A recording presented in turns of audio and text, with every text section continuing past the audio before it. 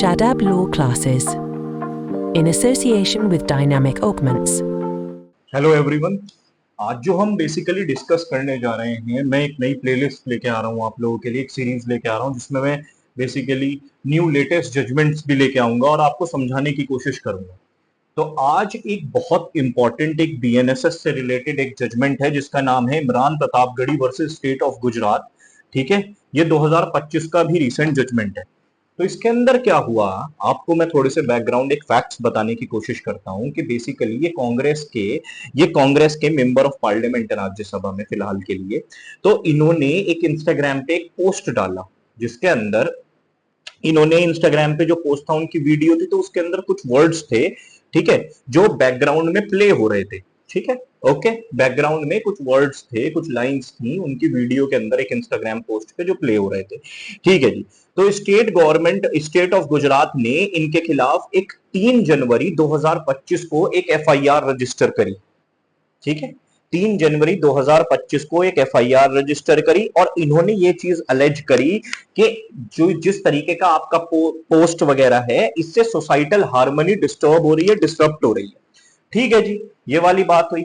इसी चीज को लेके इसी एफआईआर को क्वैश कराने के लिए इमरान प्रतापगढ़ी साहब जो हैं वो जाते हैं high court of Gujarat high court में जाके वो क्वेश्चन ऑफ एफआईआर की एक वो लगाते हैं पिटीशन कि भाई साहब मेरी एफआईआर को क्वैश कर दिया जाए।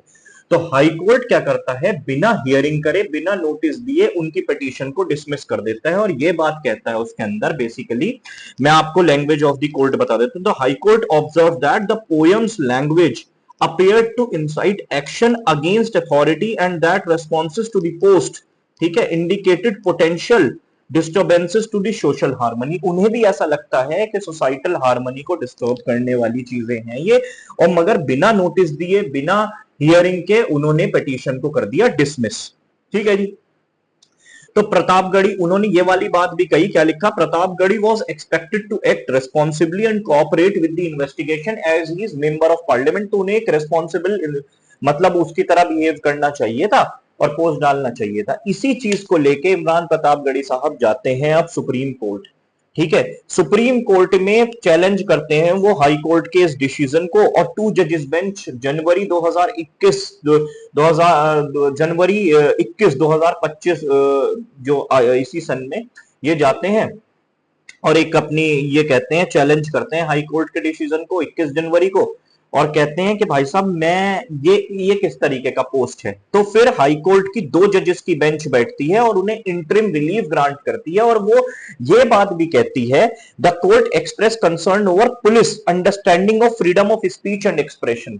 तो ये वाली बात भी कही गई कि आप किस तरीके से कि कोई भी इसी तरीके का कोई नॉन वायलेंस, ये बिल्कुल नॉन वायलेंस पोस्ट था और इसके अंदर कोई एंटी नेशनल कई तरीके के स्टेटमेंट्स नहीं थे इसके अंदर। तो आप इस चीज को समझें। तो इसके अंदर 2 चीजें निकल के आती हैं कि पुलिस की एक तो इन्वेस्टिगेशन, एक एफआईआर आपको समझना है, सेक्शन 173 जो एफआईआर की बात करता है बीएनएसएस में। फिर आप क्वेश्चन ऑफ इन्वेस्टिगेशन या क्वेश्चन ऑफ एफआईआर के लिए जाते कहां पे हैं, 528 में आप कंसर्न्ड हाई कोर्ट जैसे हैं, जैसे इमरान प्रतापगढ़ी साहब गए। तो हाई कोर्ट सुप्रीम कोर्ट में भी जैसे आप गए तो सुप्रीम कोर्ट ने भी ये वाली बात कही कि भाई ये किसी भी तरीके का कोई नहीं था और उन्होंने उस चीज को क्या करा कि फर्दर उनके खिलाफ जिस एफआईआर से रिलेटेड जितनी भी प्रोसीडिंग चल रही थी उन सब पे स्टे लगा दिया। ठीक है, उन सारी चीजों पे स्टे लगा दिया और सुप्रीम कोर्ट का इंटरवेंशन बहुत सही रहा और उन्होंने कॉन्स्टिट्यूशनल तरीके से ये भी चीज समझाने की कोशिश करी कि right to freedom of speech and expression concerning artistic and poetic works, तो इनके ऊपर समझने की जरूरत है। तो उन्होंने कहा कि इस तरीके का कोई नहीं था, ये जबरदस्ती का मुकदमा उनके खिलाफ कायम करने की कोशिश थी, कुछ नहीं था। आई थिंक आपको समझ में आया होगा। इसके अंदर एफआईआर की भी कॉन्सेप्ट आ गया, इसके अंदर पुलिस वालों की इन्वेस्टिगेशन का भी कॉन्सेप्ट आ गया, इसके अंदर क्वेश्चन ऑफ एफआईआर 528 भी समझ में आ गया। तो ये सारी चीजें समझने की हैं।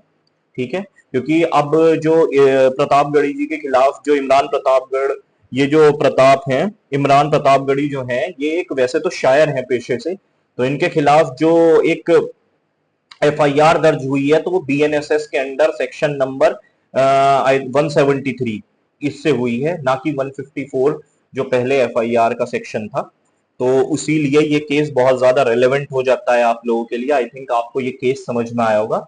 ठीक है, मिलते हैं नेक्स्ट केस के साथ, तब तक के लिए ऑल द बेस्ट।